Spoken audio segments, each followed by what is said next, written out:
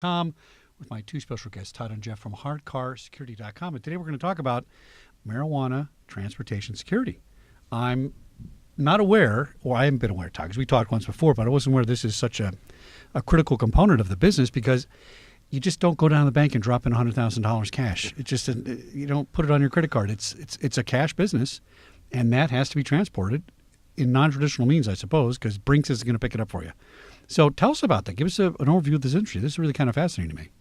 Well, definitely it is what you said, but we prefer to use the word cannabis instead of marijuana. Oh, now why is that? Right? Faux pas. I'm sorry, everybody. Don't not watch me because I said that. What's Yeah. How come? No, it's because it really is a legitimate medicine that naturally occurs here on our planet. And marijuana is a Mexican slang word. Oh, interesting. Okay. I That didn't know just that. kind of All right. stuck here in the U.S., but the true biological name is cannabis. All right, excellent. And regarding, yes, it is a cash business right now, but that's changing. And we went out and got licensed in all of the state and local licensing and permits for armored vehicles, transportation of high-value assets. Oh, good. With legitimate private patrol operator licenses and uniforms that were approved by the state. And we're slowly picking up customers that understand that this is where it's going and they want to be in front like us. And so we're moving some cash to private vaults that are fortified, but we're also banking at certain banks. Okay, I was wondering about that because, Todd, we talked about that briefly. It's not there yet, right? I mean, we're trying to get there, but the banks don't want to do it because technically it's federally illegal. Is that the whole conflict? What is it? There's a whole FinCEN regulation that talks about how they can take the money and put it into the Federal Reserve. Okay. So it's more of a challenge for the banks to stay within compliance of the federal laws and regulations. Yeah, makes sense. And we are working with some local institutions in California, so we're able to help that way and move things forward. Now, what kind of volume are we talking about? We're talking about Millions. billions. Millions for us right now, not billions. We're getting there. But just your company's millions. Just our company's millions. And I noticed you operate. I saw a little robot video, which is kind of cool. Mm-hmm. Yeah. Patrol one of the farms out there in Desert Hot Springs. Correct. Yes. Okay. They don't pick up the cash for you, do they? No, they don't. Someday they will. Not yet. Yeah, it's going to be a drone one day that just flies up, Nice. takes off. So what kind of schedule are you talking about? Is this do you guys pick up 5 times a day? Is it once a day? Is it once a week? I'm not trying to disclose any secrets for burglars or robbers, but it's a lot of volume in this business. Right now, we're on a call basis. So when there's a call for service, then we schedule it and take it from there. As far as a regular schedule, we have one client that gives us 2 calls a week, but we've dovetailed it so that we're delivering product and receiving cash and then vaulting that cash. So then the next day, it's already been counted, processed, and brought to their bank. So that's a steady customer. But everyone else that we move cash for, it is when the phone rings for now. Okay. Because again, there's that, is this going to be okay yet? So everyone's just kind of on the fence. People are using their intuition to kind of.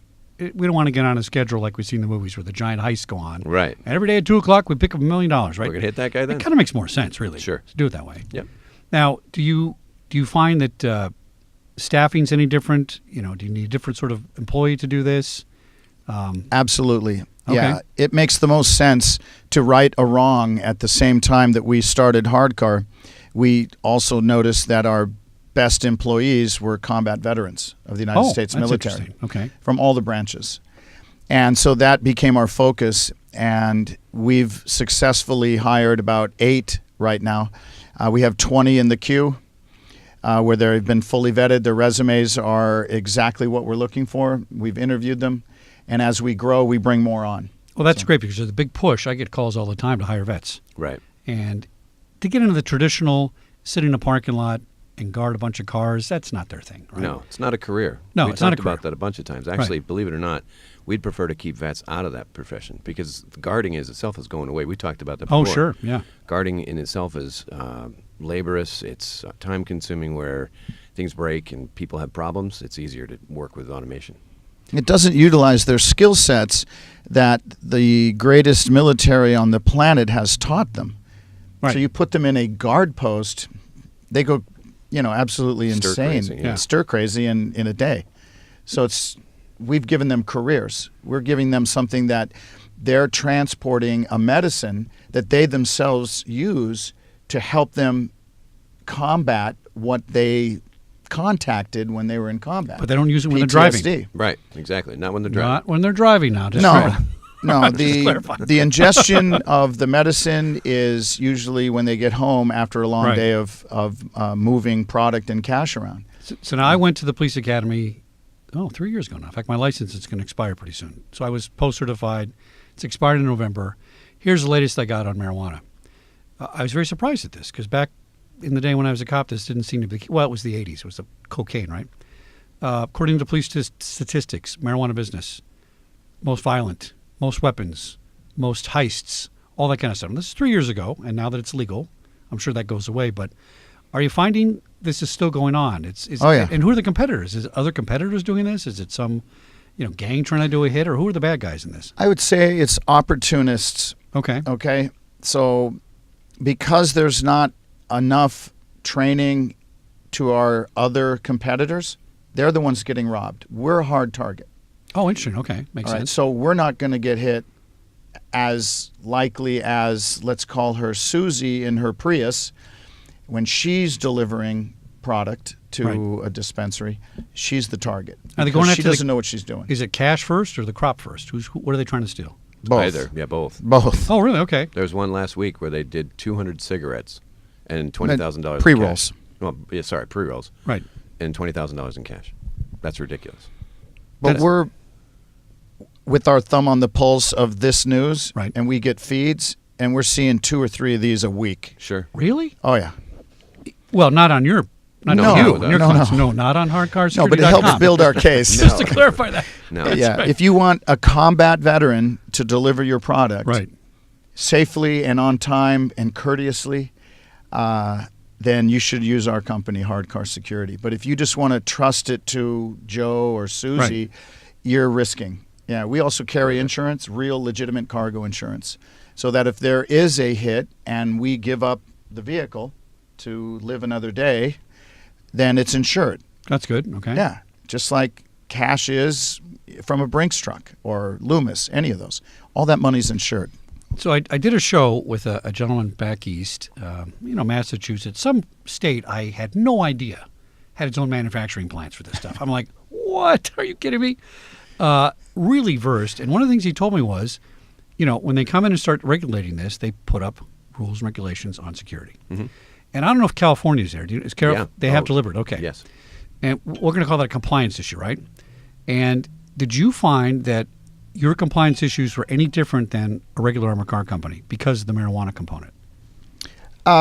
They did, I think, vet us and dig in a little deeper when it came to our procedures and our actual armored vehicles because we are discreet. So all of our armoring was done on the inside. Oh, interesting. Yeah, I saw your As website and those opposed vans. to the big box trucks Yeah, low that profile. are Yeah. obviously a bank truck when you see them. So we didn't go with those For obvious reasons. for obvious reasons. Now, what do they? I forget what they call that. There's a term for those compliance regulations. Like each marijuana clinic has to have a security plan. Is that what it is? And do you have to have a security plan for your business because of what you're operating within the same industry? Yes. Okay. Difficult to comply with? Anything out of the ordinary, or Just maximum security on everything. the Like van seems easier? to me. redundancy. Yeah. Yeah, because The van is the easiest part. when I was looking at some of these clinics and some of these manufacturing plants, I'm going, really, that doesn't seem like enough to me. I thought they were a little light on them. Yeah. What are you finding in California? Are people putting the money in? They seem so cheap. I don't know if you've seen my Security Not campaign. Have you seen that? No. Okay, you should. I should. You should be following me Okay, on I Instagram. should. All right. So every time I see a guard doing something goofy, I take a picture of him and I go, Security Not. Okay. And one of his favorite ones is this marijuana clinic up on Coinga. All right. And it has this guy standing out there, and he wears some kind of this yellow, what's that toboggan thing in the Olympics, like a luge Like a cap. luge helmet? Yeah, it's like a soft cap, and it has a Nice. little, and he has commando pants and Nice. and it's just the weirdest looking thing. It's a completely made up uniform. Okay. And he stands out in front of the marijuana clinic. Okay. And he stands there under an umbrella all day. and you say, I don't want to go in there. I just wouldn't want to go in there. It's weird. Yeah, the optics on that, Chuck, are horrible. We're Yeah. actually with a solution that takes the security guard and puts them inside the dispensary, out of harm's way. Oh, now you're doing guard work as well, in We compliance do with the provide it transportation. when there's no alternative, Okay. but we prefer to remove that from the equation. It doesn't look good. You don't want to go in. No, right. And they're a sitting duck. I mean, come on. Oh, I know. How easy it is to take that guy. And he wasn't even So- armed, and I don't advocate armed guards for all kinds of reasons. Even easier if he's Right. unarmed. So we have technology, Todd can explain further, that puts the guard inside and vets the person that's coming up to the door for weapons. And Todd can get to the details on how that solution works. It's out of Canada. So the best things come out of Canada. Every time I go to Asda's or something, it's a Canadian company. Something about I'm those not surprised. Canadian companies. Well, we got a lot of time in the winter there to sit That's up there and right. think about stuff. So before you talk about that, Todd, I Sure. want to ask you a question about this part. So what I find in my general observations, when I was in the guard business, I was approached several times to do a clinic, and I went, no, a lot of money was thrown at me, right? Right. Because they didn't want to spend the money I wanted to spend on how to make the place safe. And I'm thinking, you guys are transporting millions of dollars for a teeny-weeny dispensary, and you don't want to spend a couple $100,000 on cameras and access control, and that I didn't get that part. Is there something I'm missing in that industry that doesn't want to put security into probably the business that requires the most? I'll just say one thing and then I'll defer to Todd. Very typically in any business I've ever provided security Yeah. for, unfortunately, but security is the last page on their business plan. That's totally true. And they just think of it as a burden. Well, it's a cost driver in most businesses. They'll argue it's cost. It eats into their margin. But, I mean, these guys seem to have some big margins. Yeah, I they might be do. wrong about that. I don't Yeah. know. Oh, here's $50,000. Go put some Yeah. cameras in. No. I'm going to go down and get an Arlo. Yeah. And stick yeah, it in yeah. wire We'll to go my home video. Costco, right? Yeah, sure. Exactly. Yeah. So we're not your typical guard and camera solution. Right. And Todd can explain why our solution is way past or next generation from guard and camera, which everybody uses right now. All right, Mr. Todd, take it away. No. Tell us. Thank you, Chuck. So for the general audience out there, the reason that guards are difficult is because, as Chuck will tell you, when he had his business, guards don't show up. They come in hungover. They've got girlfriend problems. They have all kinds of issues. The issue for us is keeping the weapons out of the facility, right? If you can Right. keep the weapons out of the facility, it doesn't matter. They can't get in. So we secured a relationship with Patriot One, which is out of Canada, which has a groundbreaking, cutting-edge technology that uses a specific type of technology that you can actually embed within walls. You can put it in the floor or the ceiling. You can actually make it so it's in a buttressed portfolio outside of a building. So the idea is the person has to go past that to be able to get inside. It's a lot different than what's in your typical airport right now. This system actually uses artificial intelligence and learns the weapon. Cool. So it actually figures out what the signature is, and when you put multiples of them out, it talks to all those systems. So even an IED, it'll identify an IED before it even gets through a facility. How far out do you place those? How far out the perimeter? It can be right out in front of your door, out in front of the studio here. Right. Okay. It's fantastic. That's It's cool. It's the best thing that I've seen. And I actually brought a technology to market, a weapons detection technology, that this new one from Canada supersedes by far. Very good. Now, what is the motivation to your client, so to speak, to think it's a great idea to stick this in the back of their Yugo and drive down to the deposit and put it in a box and say, okay, I mean, that's old school Yeah, because, it is you know, old their school. music, their business was kind of not technically legal back in the day Sure. and, you know, that kind of thing. I get that part. Yep. But listen, and by the way, I'm not for marijuana. I'm just not my thing. I got all Yeah. kinds of reasons, but it's not a moral thing, right? Right. But good old-fashioned common sense and security. Listen, I'm a capitalist at heart. You want to make some money? That's great, but don't put yourself in jeopardy. Put your boys in jeopardy. Right. Is that changing rapidly, or is people still a little bit? No, okay, For us, not fast enough. all right, Right. interesting. You I mean, know? you'd know because you guys get we the don't calls. want guns in our industry. Right. We don't want the bad press that comes of it. We don't want the families that are grieving from this. We don't want any guns in our industry for obvious reasons. So we provide the solutions to make sure that doesn't happen. So we believe that our model should be the standard for Now- this industry. I remember when this came out. Legally, there was supposed to be. You probably know this. There's supposed to be, quote, 400 legal clinics in LA. Right. And we got 1,600. Right. Right? Yep. And then everybody just said, oh, screw it, because, the law's going to get passed. And 5 years later, it got passed. Now, are all those 1,600 clinics now, quote, legal? And are they all subject to this compliance? And by the way, do we even know who they are? Sure. Because if they were just opening up a storefront and nobody walked in there and checked them, Sure. who's doing the compliance? Do we have an ABC rating for marijuana clinics like restaurants? It's coming. Is it? Definitely. Okay. Oh, it's definitely coming. All right. What would that entail? Well, you have certain, let's call it geolocation systems already, something like weed maps, Right. where they can actually geolocate and find where the dispensaries are. Okay. Um, that'll be a compliance part of your security package, that you have to have that in your business so people know in the government where you are. Or Right. Okay. Yeah. So the government's very far along on that process of being Good. able to establish where they are.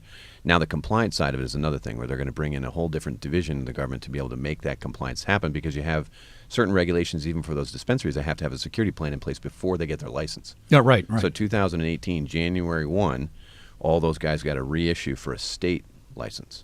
Same like any other business in this industry. And the city have more authority or influence on a clinic. Well, they seem to think they can, because they can. Yeah. The city seems to think they can do whatever they want against federal law nowadays. Sure. But can they overregulate a state ordinance, or how does it work I don't think they can override a state ordinance, but they can certainly make it difficult. to enforce? Or if they Right. don't like it, they can change it what they want to do. Yeah, Okay. they can add city ordinances to the state laws and make you follow both. Oh, more If- burdensome. Yeah. Sure, it Right. could be more burdensome, or there may be a specific reason for a regulation based on an area, but that also might be a good regulation. You just don't know it yet Right. because we're still too new to this. Now, what do you guys worry about? What keeps you up at night? What part of this business are you really concerned with? 3 months out, 6 months out, a year, something. Things aren't Not happening having fast enough And not having enough vehicles to handle the. Yeah, Oh, that's that's coming, a good Chuck. thing to have. It's coming. Yeah, we're just flat out. I mean, in all seriousness, it is growing and growing and growing, and we're just running rapid. So Yep. we need to have more vehicles. We're at that process right now. We've ordered some already, and we're ordering more as we can. We have the drivers, and we have Yeah. the training, and we have the permits. You're and the licensing. Uber of Just- the cannabis business. Yeah, my business partner Todd is already speaking to Uber. Actually. Yeah. Oh, that's Oh yeah. Oh, very interesting. Any lessons learned from other states? Yes. Failures, successes, that kind of thing. What's Sure. happening? I heard, great things for Colorado. Now Right. I hear disaster for Colorado. Depends on who you're listening to, but Well, it's all in how it's reported in the press, right? So Colorado had basically a deflation in prices because they had an overabundance of supply. oh, interesting. And Okay. when that happened, then it shifted who the lower hanging fruit was. The smaller individual mom and pop grows weren't able to compete with the big grows. So you had a compression in the industry, and a lot of those people went out of business. So now you have a resurgence of the Colorado market space that's more specific towards the larger manufacturing. Conversely, in California, you're looking at large manufacturing that's coming on to take the step in place of a lot of these smaller growers, like in Desert Hot Springs, for instance. Right. You've got 200 locations that have already been bought. They're all building out right now. 200. 200. Oh, I should have bought a property out there. I'm telling you, should have. It was $5,000 an acre 2 years ago. It's now $500,000. I was looking for. There's a 10-acre house I saw out there by Yeah. Capone's Old Hotel, and Okay. I kept saying, we got to buy that. And I don't want to live out there. It's too far away. I should have done it. Well, I know. that's okay. Hindsight. Next time. So if the thing I learned about the back east, I think it was Massachusetts, but don't quote me, but was that this is becoming, it's big business, but it's not big pharma. Right. And that part I don't get. I mean, it's a federal law, so they can't manufacture things that are federally illegal. I get all that part. But it's just weird to me that we've jumped from, your friend growing in the backyard and everything's okay. And, back in the day, we used to have a baggie and put you in jail for it. And then we wrote you tickets and all this kind of stuff. And now people are manufacturing it and distributing it, and it's a whole business on billion-dollar level, but federally illegal. It's just, Mind-boggling. what's going on with that? It's just weird to me. And I'm a little concerned of the safety involved. I mean, not that the government's great at protecting anybody except with our military. That's the best. But give them some other task and they fall apart. Right. And I don't know that I want them in the FDA business any more than they are, because every pill you take on TV says it's going to commit Give you suicidal some- thoughts right, and yeah. kill you. So, I'll stick with aspirin. Yeah. But what's being done on that in the industry? Are there people lobbying for this kind of stuff, or people trying to say, listen, we got to get this thing lined up? Because I just think it's going to create a huge conflict and make the industry unsafe. It's already a little unsafe because it's coming out of a criminal element. I jump all in and support it if we get it all legitimized. You know what I'm saying? It's a moral choice to make your own choice to do that. I don't pass judgment on people like that. But let's get it lined up and make it all by the book and straight and, that kind of thing. Do you remember when Prohibition stopped? Sure. My And- grandmother tells me about it all the time. She used to go to speakeasies. Well, there you go. Yeah. She'll tell you exactly how that came out of the, let's call it the doldrum, right? When it was, Right. was everybody was trying to hide and figure out the best way to market. Now, this is the same level as Prohibition. The only difference is it's taking a medicine that should have been legalized a long time ago and just making it legal now. So I think you're right. I think the transition period will probably be the next 2 to 3 years. And then after that, all the little nuances will be worked out. But right now, we are in a very big flux. It's just a transfer period. Is there any state I can go to that won't be doing this? I might want to live there. Um, Until it all blows over, nobody's okay. I don't think so. don't know. Even Pretty much Texas every is state. finally Really? beginning. They're on a pilot program of a half a dozen Okay. retail dispensaries. maybe one of like the Samoan Islands. Samoa. I don't know. I Yeah. get my little back 10 acres in Arizona there up on the Yeah, Superstition Mountain and just kind of see Sure. what happens. Yeah. Does anybody in the business, any of the industries, the associations, all those kind of things, because there's a lot of different associations for this, does anybody ever get into the social impact discussions, the philosophy discussions, all those kind of things? Sure. And Sure. let's not say morality, because I don't bring morality to these discussions at all. But there are some impacts on these kind of things. Sure. Right? Yeah, we just did a whole study for the National Cannabis Industry Association on the socioeconomic impact and the community impact, and it'll be available from the NCIA on their website probably within the next week to two. Right. It talks about both the community impact for banks as well as the socioeconomic impact for the local communities, how it impacts police departments, how it impacts the use of funds for the city. Most cities will see an uptick in their revenue because of taxation. It's Okay. just, that's the Yeah, that's a big driver. you know, Yeah. Right. So the rest of it for implementing or increasing funding to police and increasing, let's just say, across the board how the cities will respond to it, it's all been laid out already. We just have to make it all happen. What is the next big thing in this business? What am I missing? We talked briefly. Research. Okay. Absolutely, the next big thing is really beginning to know from a clinical trial level No, because it's all in infancy now. exactly how beneficial and valuable this medicine is. 100%. Now that's Absolutely, that is the next biggest. That's a thing. great point, because I have these discussions with the nieces and nephews all the time that, let's just say, are friendly to this sort of stuff. And blah, blah, blah, this study and blah, blah, that study, and this proves this and this proves that. And I go, okay, hold on, stop talking, because the AMA didn't do any studies. Right. Drug companies don't do studies. Nobody does studies in that area because it's, quote, illegal, or has been, right? Right. So we don't really have, and we have data. The Sure. question is, what's the validity? How do you back it up? And to your point, yeah, we need to have some actual bona fide, dyed-in-the-wool experts that have been doing this 100 years to say, here's the actual numbers on it. And if that changes let's say the social beliefs now, could that impact the industry? Mhm. I mean, Reefer Madness was a long time ago. Sure. That movie. But, I've seen the effects of not just marijuana. I'm picking on all drugs, right? If you misuse anything, Yeah. you got a huge problem in your life, So right? there's a big difference between what we consume that's legal, that are more in a category of poison, Right. tobacco, alcohol. Oh, sure. Okay. Yeah, those are equally And valid then- points. Yeah.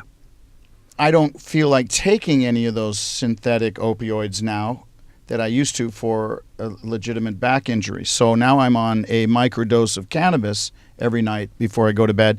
And that ratio of, it's a CBD to THC ratio, is very low in THC. So there's no psychoactive effect. I don't get, quote, high. That's not what I'm after. I'm after the medicine part. So I Okay. can tell you statistically, I know of one person that absolutely loves this product. Yeah. That's me.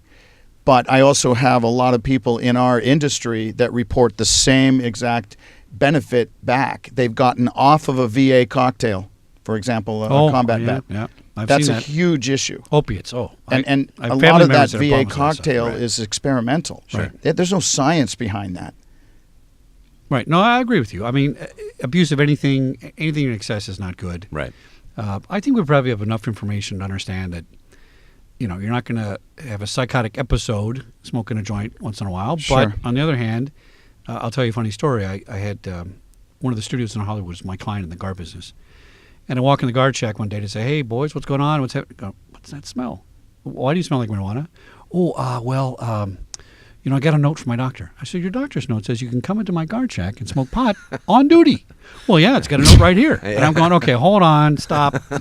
You're out of here. You're fired. Lawyer contacts me. They come in, and I talk to her, and I say, look, all I know is right here in this little piece of paper you brought me, it says teeny-weeny print right down there. By the doctor, may not operate vehicle, you're going to be impaired.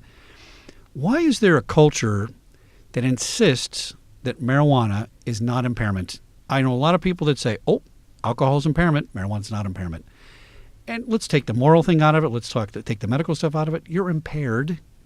And I don't get that disconnect in the social aspect of it. Chuck, I can tell you straight up, if you are ingesting a large quantity of cannabis and you jump into a vehicle, you can't drive as perfect as you could sober. I know this to be a fact. Okay, fair statement. Right. I mean, it's a true statement. That's easy.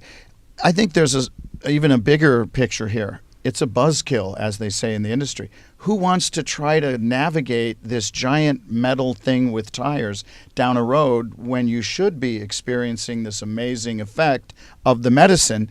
And so you literally, it's kind of a contra against each other.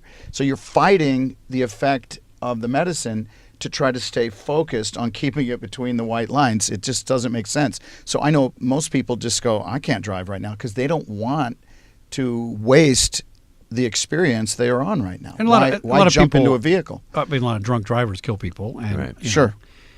What I don't hear is, people impaired with marijuana kill people. Well, of course they do. Some, I've seen cases, but I just don't get why one is considered better than the other or worse than the other. Well, alcohol is no great thing. That it's why is it it's socially terrible. acceptable to be able to walk down the street going to a friend of yours with a bottle of wine? Why is that? As long as it's closed, it's perfectly legal. Opened, not so legal. But if you're walking down the street with a bottle of vodka, you look like you're some kind of derelict. Why is that? Oh, no, it's true. It's all these things come into play. Social impression. That's true. Right? Absolutely. So I think a lot of it. Put a brown paper bag on your $100 bottle of Rothschild, and you look like you're drunk. Right? That's right. So yeah, and I think optics with time, people are going to get that. They're going to realize that, holy cow, this has been around for thousands of years. The Egyptians used it. Right. It's been around a long time. Kind of the ironic thing is, going back to your original point, do you know who the largest holder of patents is on cannabis in the United States? No, I don't. The United States government. Yep. Oh, that's interesting. Yeah. For what?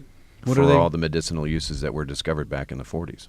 Oh, yes. So they're holding that. So they're holding quite a bit of, let's call it IP. Yeah. And there is a time, and that's not conspiracy theory. That's something you research and find on the documentation from the U.S. Patent and Trademark Organization. So I think it's just social acceptance and timing. And if we had this and it was okay when you and I were in our teens, it'd be a heck of a lot. We wouldn't be having this conversation now. 15 years from now, when you and I are more gray, the kids are going to be looking back and going, why were they having those conversations back in the 20s? In 2020, why were they having those conversations? Yeah. It'll change. Well, we certainly could use some calming down in Yes, we today's could. political climate. So Yes, we could. I'm on the fence. I'm open-minded, but Okay. I'm glad security, bet. anyway, is being looked at seriously, because it was basically absence 5 years ago. What security? What are you talking about? Agreed. Yeah, Agreed. so Well, we're excellent. here. Hardcarsecurity.com. You bet. All right. Todd and Jeff, thanks for coming on the show. I'm glad you guys can Thank make you, it. Chuck. you, Chuck. Any Twitter handles, anything you want to give people to get a hold of you guys? Or Facebook, Twitter, Instagram, we're all over at hardcar.com. You bet. And where are you located physically? Palm Springs and a little bit up north. Okay, excellent. Well, thanks for coming on Security Guy Thank TV, you, Chuck. SecurityGuideRadio.com. Appreciate you. And Thanks, guys. tune in next week for an exciting episode right here on SecurityGuideTV.com. Thanks.